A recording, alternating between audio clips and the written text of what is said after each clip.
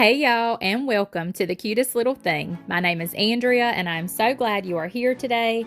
I love all things thrifted, vintage, upcycled, and DIY'd, and here on my YouTube channel, you will find all of those things.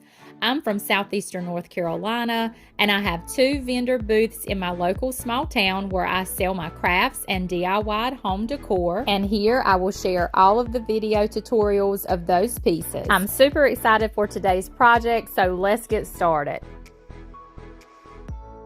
One of my favorite things to craft with is wood. I had a picket fence in my backyard, and I borrowed a couple of pieces for this project, and I can't wait to show you. First, we're mixing up some milk paint in the Sweet Pickins in the color Window Pane. Milk paint comes in a powdered form, and you mix equal parts powder to water.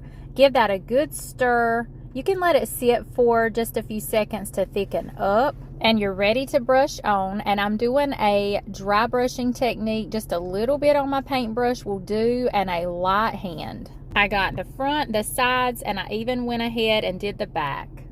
I sat those to the side to dry, and then I grabbed this old terracotta pot out of my stash. I love terracotta pots just as they are, but for this project I needed to paint it. So we're going in with more Sweet Pickins milk paint, and this is the color Lantern. It's a beautiful black color, and again, you just want to mix equal parts powder to your water. And I am a retailer for the Sweet Pickins milk paint. You can send me a message over on my Facebook business page to place all of your milk paint orders, and I have the paint charts pinned to the top of my page on Facebook, so head over and check that out. I give this terracotta pot a full coat of paint, and I do leave just a little bit of that orange peeking through that paint. After that first coat was good and dry, I began going in with a second coat, but I didn't let that second coat dry. I grabbed my cinnamon and my instant coffee and began sprinkling that in that wet paint. I just use regular ground cinnamon. I get the store brand, as well as the instant coffee. I get that store brand as well. And you just want to sprinkle that in while that second coat of paint is still wet so that it will dry into that paint. You also want to work in sections because your paint will dry quickly. So if you work in sections, you can paint a little and then sprinkle your cinnamon and instant coffee in, and then paint another section and repeat that until you've gotten your whole piece completely covered. After it was completely covered, I grabbed a chippy brush and brushed over that whole pot, just kind of brushed over that cinnamon. I didn't brush it off. I was just kind of brushing it into the paint as well as that instant coffee, and this was also creating a great texture on this pot. Then I grabbed my heat tool and gave it a good dry. Next, I grabbed some cardstock and my scissors, and I cut out some circles. Some were for the eyes, and then some were a little bit larger for the mouth. And if you haven't guessed it, we are making cute little ghosts out of those fence picket pieces. And I did just take some black chalk paint. This is the color Caviar in the Dixie Belle, and I painted over one side of those circles just so that my face pieces would be black. You can use any black paint that you have on hand for this step. I lined them up on my fence post pieces like I wanted them, and I just added a dab of hot glue on the back of each piece and placed it right back down on that piece of fence. I placed those face pieces on the other piece of wood as well, and you could use little pieces of felt for this, or you could draw your faces on if you would rather do that. I'm not that great at drawing faces, so I would rather do it this way, and I had cardstock on hand. I always like to use what I have on hand. And look how cute these already are, but we are going to add cute little embellishments to each ghost. So I grabbed my bow maker, and we are going to cut some strips of fabric for some bows.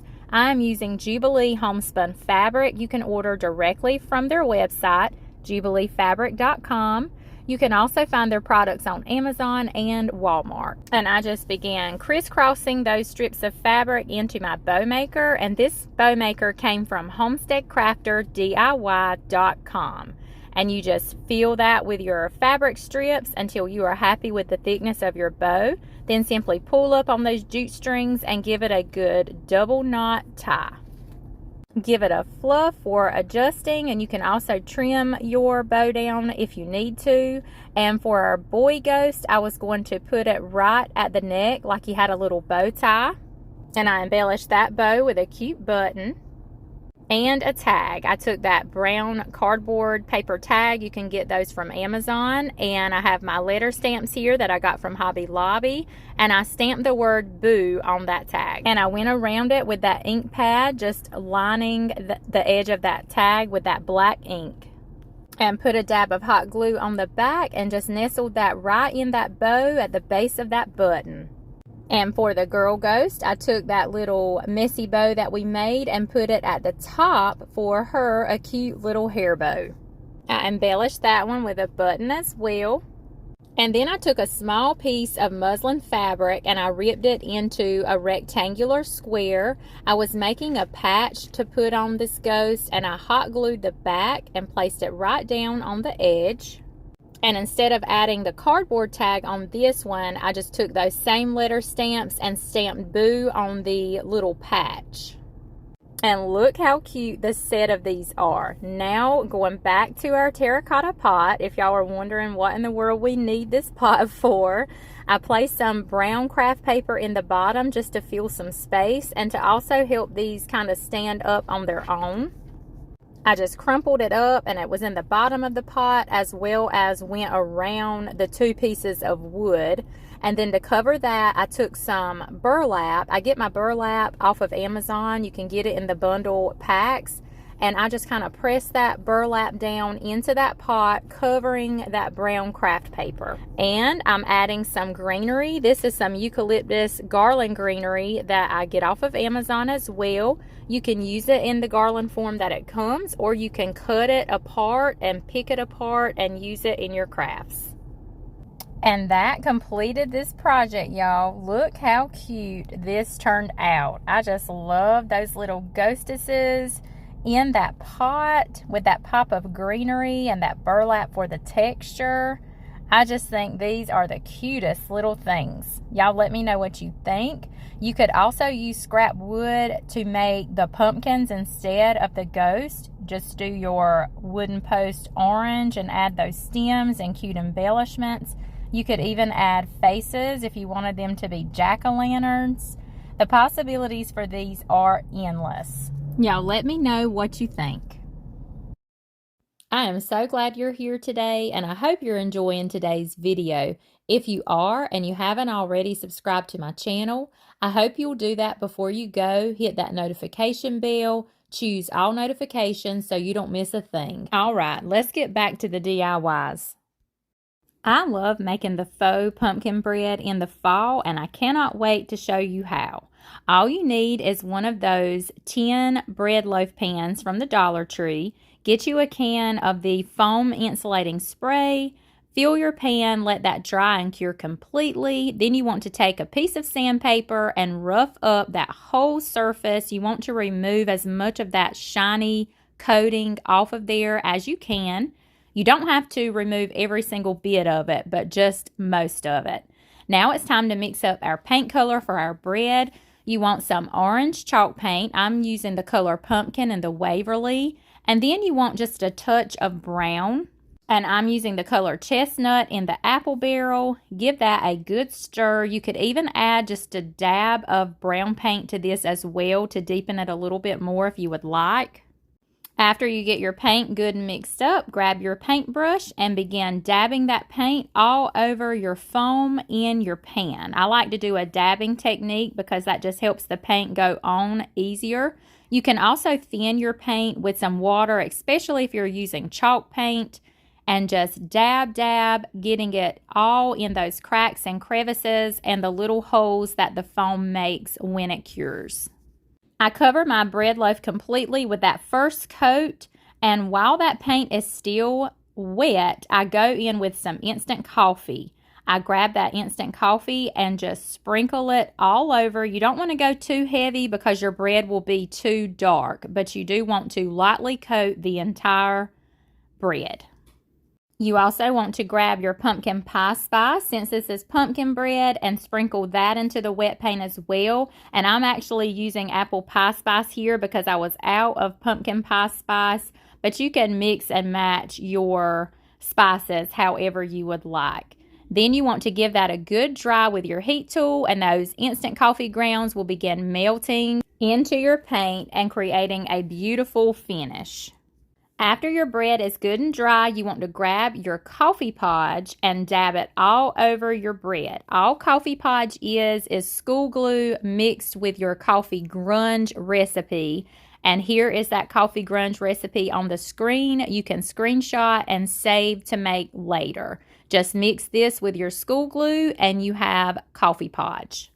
Once your bread is good and coated with your coffee podge and you want a good heavy coat of it, you take your cinnamon and sprinkle all in it. And now this is where you can go as light or as heavy as you would like, depending on the look that you are trying to achieve here.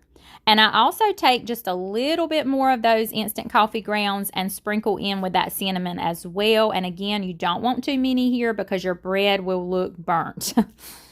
And I like to add the faux peanuts to the bread as well. This is optional, of course. And all this is your corncob bedding. You can get it from Amazon. And just sprinkle those all over. And again, you can sprinkle as much or as little as you would like. And I do have bread kits available. They are $13. You can message me over on my Facebook business page for more details on that, or to order your bread kit. After you're satisfied with the amount of faux nuts you have on your bread, grab that heat tool and you want to give that a good dry, because you want that cinnamon and the instant coffee grounds to melt and dry into your coffee podge.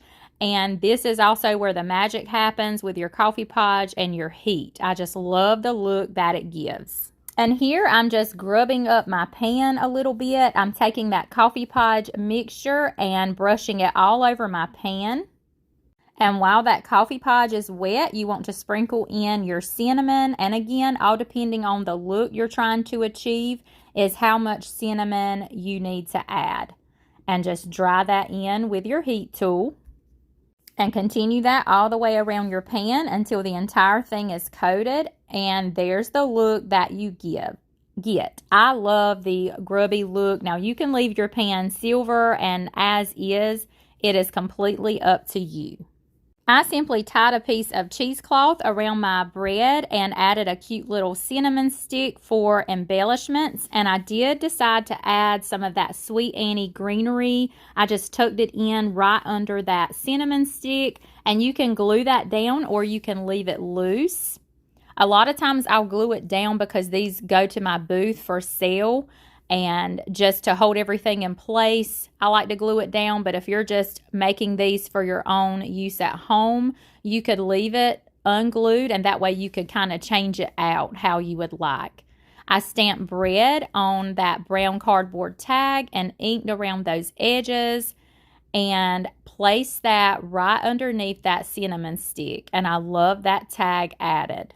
And y'all, that completes this bread project. I just love making these. I love adding these to my decor, for my primitive style decor. And you can do your bread different colors for whatever kind of bread that you are making. Let me know what you think of these.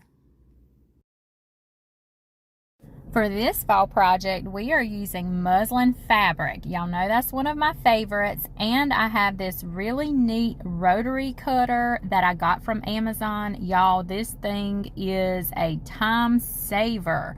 I ordered it a while back and it got pushed away in my craft stash, in my supply stash, and I forgot all about it. And this day I came across it and tried it for the first time, and look how easy that was to cut this piece of fabric. I will have the link to this in the description of the video. I'm just free-handing this cutter, cutting out the fabric that I need. I need a straight edge on one side and an oval edge on the other side. We are going to make some cute little fabric ghost shelf sitters or dough bowl fillers, however you want to use them in your decor. Once you get a front and a back cut out, just line them up, and I like to start at the bottom with my hot glue gun and just run a strip of glue all across the bottom. Press that together and then run you a strip of glue on that edge and press that together. I like to work in sections so that the hot glue doesn't dry on me before I get my fabric pieces pressed together. Once we have it all glued except for the top, we can start stuffing it with our polyfill. Now, I do like to also put dried beans in the bottom of mine just to give it some weight and some texture, and it's not so much like a pillow, it's more like a shelf sitter or a bowl filler. But if you don't really want that weight and texture, just skip that part. And this day that I was making them, I was out of my dried beans, so I just did the polyfill. After you get some polyfill in there, you can start running your hot glue on the top where you can get that top closed up. And you can always add a little bit more right before you finish closing up that last little piece. You can also take some out if you get it too full. Next, I grabbed some cardstock. This is just some thick paper you can get from Amazon or Walmart. And I took some black chalk paint and just painted me a section on that cardstock with the black. You can use any black you want. I'm using Caviar in the Dixie Belle. After that was good and dry, I took my scissors and cut out some oval shapes for my eyes and my mouth for my ghost, and I just hot glued those right on each one. You could also use black felt, or you could paint your faces on if you would rather. I'm not that good at painting faces, so I would rather do it this way. Next, I tore a small piece of muslin fabric. I grabbed my stamps, my letter stamps that I got from Hobby Lobby, and I stamped the word boo on that little strip of muslin fabric. Next, I grabbed my bare dark antique wax, and I just wanted to go over this patch a little bit because I was going to glue it onto the ghost, but I wanted there to be a little bit of a color difference in the patch and the fabric itself, so I just dirtied it up a bit with the wax. And I hot glued that right on the edge. Next, I took a small piece of the Jubilee homespun fabric and I tied a simple shoestring bow. And I hot glued it right above that boo patch and trimmed those tails a little bit. It was a little too long. You could also, it would be cute to do a little bow tie and put it at the top for a hair bow for a girl. And I layered that bow with a piece of jute string. I tied that in a shoestring bow and hot glued it right over the homespun fabric bow. And I wanted a touch of rustic on this, so I used a rusty bell to embellish that and put at the top of that patch. I did decide to add some greenery, and y'all know how I love my Sweet Annie, and I had some this day that I was working on these, so I hot glued some right behind the loops of the bow, and I just love that pop of green on that greenery. I made several others as well, and y'all look how cute these turned out. I just love them all staged together. They are super cute to stage in a dough bowl with some greenery and some other fall goodies. You can lean these up on a shelf, or if you make them small enough, you could put them in your tiered trays. I just think they are the cutest little things. And look how cute they are staged up with the fabric candy corns that we made a couple of weeks ago. If you missed that video, I will try to remember to put the link in the description of this video. And if I happen to forget it, just comment and I'll give you that link in case you missed it. But I just love these. I hope y'all do too. That brings us to the end of today's video. I will get those projects posted for you one last time. Thank you all for stopping by and watching this video. I do appreciate all of your support for my channel. Don't forget, you can also find me over on Facebook where I do live crafting there. You can also find me on TikTok. Don't forget to leave me a comment and let me know what you think of today's projects. As always, let me know if you will be trying these or if you have already tried something similar to these.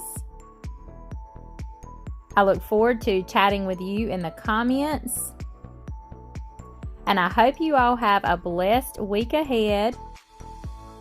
And I look forward to seeing you on the next video. Have a blessed week, friends, and I'll see you on the next one. Bye for now.